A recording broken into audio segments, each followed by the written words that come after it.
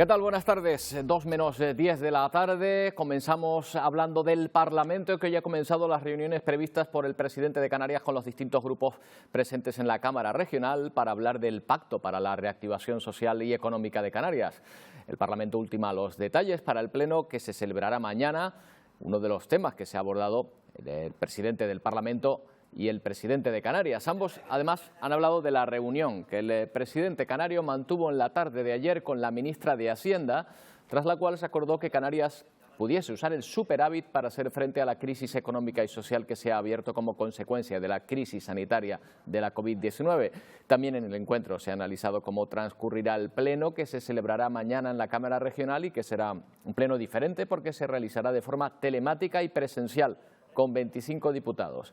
Recuerden que también podrán seguirlo en directo a través de Televisión Canaria a partir de las 10 de la mañana. Mañana ya tendremos un pleno que será el primer pleno de esta nueva etapa, un pleno que será con presencia reducida. Se va a permitir la presencia mediante videoconferencia y el voto directo y en tiempo real mediante videoconferencia, tanto en los plenos como en las comisiones, durante todo el tiempo que dure esta situación. Y esta mañana también el presidente de Canarias en el Parlamento ha iniciado la ronda de contactos con los grupos parlamentarios para hablar del Pacto para la Reactivación Social y Económica de Canarias.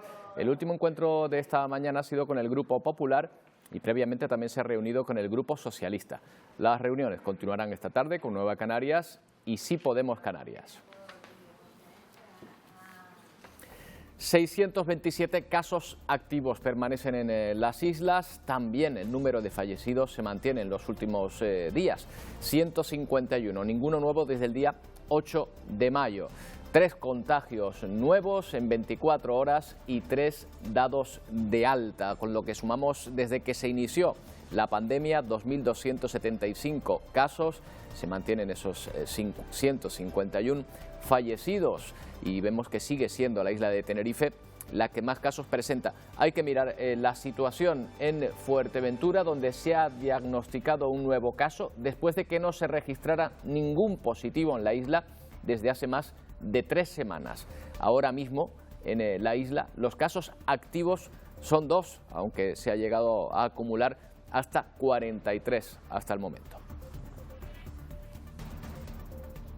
España registra un repunte en los fallecidos por coronavirus. 217 personas han muerto en las últimas 24 horas y hay 506 contagiados diagnosticados también en estas últimas 24 horas para superar los 229.000 que vemos confirmados a través de los test. El número de fallecidos asciende ya en toda España a 27.321. La mayoría de ellos en las últimas 24 horas en Cataluña, que presenta 55.482 casos en total. Mientras que Madrid, aunque presenta el mayor número de casos, lo cierto es que presenta una incidencia menor en el número de fallecidos que la comunidad autónoma catalana. Aquí podemos ver cómo está la situación en las últimas horas. En cuanto a contagios, siguen siendo Madrid, Castilla y León, Navarra y Cataluña las comunidades autónomas con mayor prevalencia, con mayor incidencia de contagios en los últimos 14 días. Y echamos un vistazo también a la situación a nivel mundial, donde ya hay que sumar casi 300.000 fallecidos, aunque siempre les decimos que podrían ser muchos más por todos los casos que no se contabilizan en distintas partes del planeta. Si vamos país por país, Estados Unidos ahora mismo es el centro de la pandemia, ya suman 84.000 fallecidos y casi 1,5 millones de casos. Rusia ha evolucionado también rápidamente la alta de contagios hasta los 252.000, mientras que España e Italia han conseguido reducir la curva, 27.000 fallecidos en España, los que les estábamos comentando antes, y más de 31.000 en Italia. Reino Unido supera lamentablemente todas estas cifras, ya son 230.000 contagiados para 33.264 personas que han muerto a consecuencia del coronavirus. Se han planteado herramientas para controlar la situación. Una de las que más se ha hablado para controlar la exposición al coronavirus es el rastreo a través de las aplicaciones de móvil. De hecho, ya se experimenta con aplicaciones que recogen con quién hemos contactado. Para algunos es ideal para acabar con el virus, para otros es una herramienta más de control. Vamos a hablar con Deepak Daswani, experto en ciberseguridad, colaborador habitual de Televisión Canaria. ¿Qué tal, Deepak? Buenas tardes. Hola Roberto, ¿cómo estás? Buenas tardes. Bueno, antes que nada, cuéntanos cómo funcionan estas aplicaciones.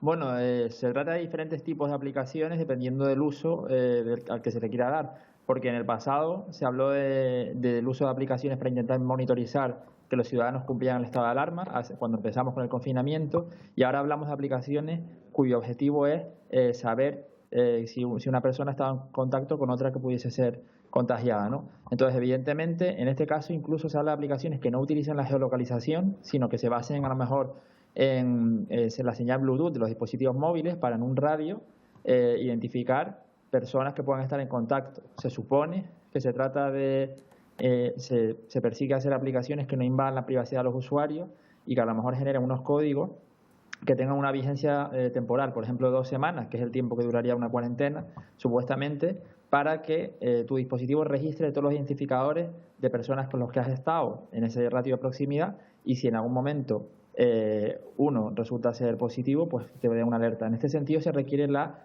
colaboración de los usuarios para poder hacer esto, ¿no? O sea que nosotros la debemos instalar, no se puede instalar sin nuestro conocimiento, entonces. Bueno, generalmente, existen formas, evidentemente, de poder instalar aplicaciones en dispositivos por parte de, incluso existen formas de hacer cosas de esta manera legítima basándonos en todas las vulnerabilidades y problemas de los que solemos hablar habitualmente nosotros aquí. Pero generalmente en este tipo de casos hablamos de una aplicación que sea oficial, que el usuario dé permiso y que cuente incluso con su colaboración para poder, por ejemplo, avisar o informar al aplicativo de que tú has sido o eres en un momento determinado un positivo por coronavirus o estás presentando los síntomas. Claro, no estamos hablando de mecanismos de control o monitorización que pudiesen venir, por ejemplo, por parte de estados o gobiernos, que en este caso de los cuales no hablaríamos aquí porque nadie sabría de su existencia, ¿no? Es algo totalmente diferente. Claro, ¿y quién piensa, Deepak, que perdemos privacidad?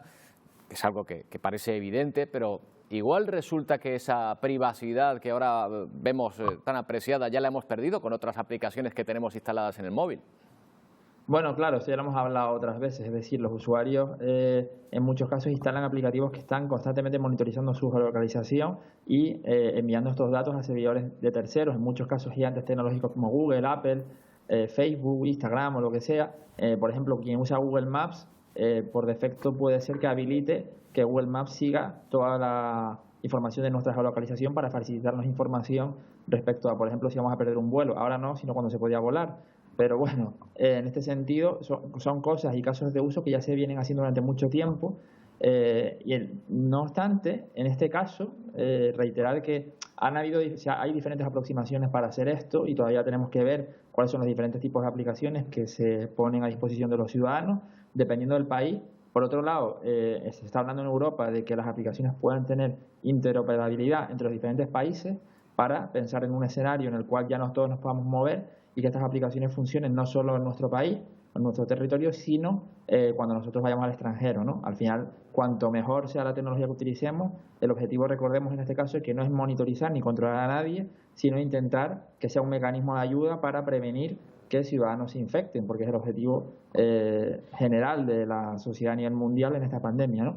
Entonces, en este sentido, ni siquiera se habla de uso de geolocalización, sino, como decimos, utilizando tecnologías como Bluetooth Low Energy, que están en un ratio de proximidad, ¿no? Claro, eso sería lo ideal o es lo ideal. En todo caso, es natural que haya ciertas sospechas o reticencias por parte de los ciudadanos.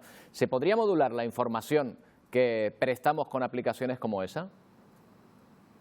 Sí, bueno, por supuesto, al final, si es una aplicación que tú gestionas en tu dispositivo, tú puedes ver cuáles son los permisos que asignas a la aplicación, ¿no?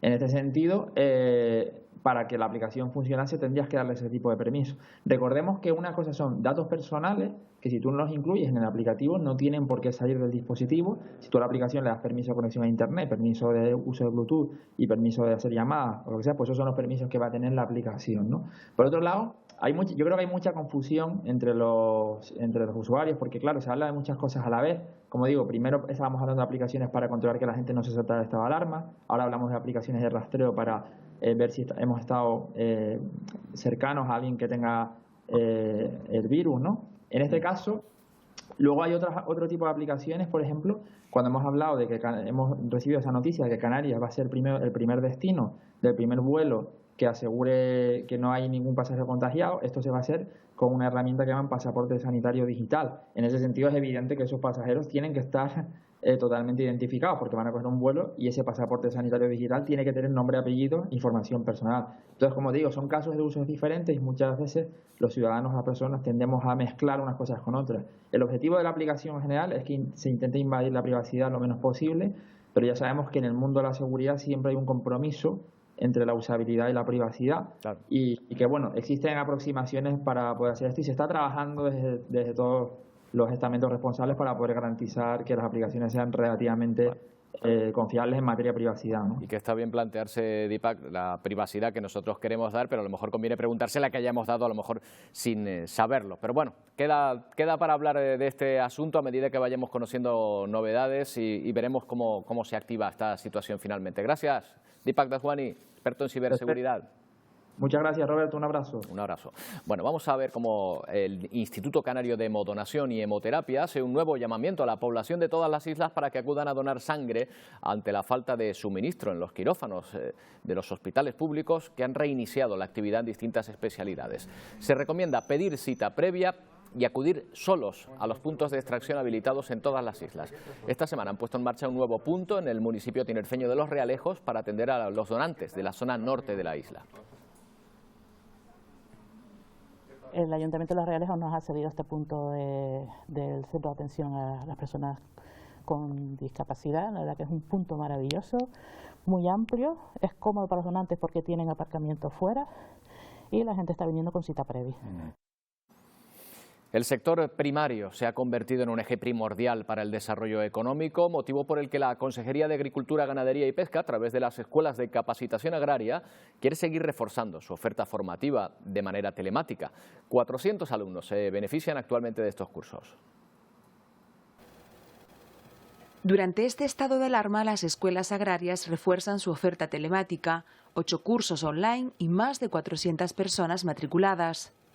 Con los duros momentos que hemos pasado con esta crisis, este confinamiento, hemos querido impulsar este tipo de cursos por su facilidad, porque puede llegar cualquiera desde su hogar, puede hacerlo con facilidad de horarios también, cursos desde manejo ecológico del suelo, gestión de empresas, manipulador de productos fitosanitarios, prevención de riesgos laborales, nuevas tecnologías. Una propuesta para mejorar e incentivar la actividad, así como incorporar a los jóvenes al sector. Para todos y todas aquellos que estén interesados en empezar en este sector o los que ya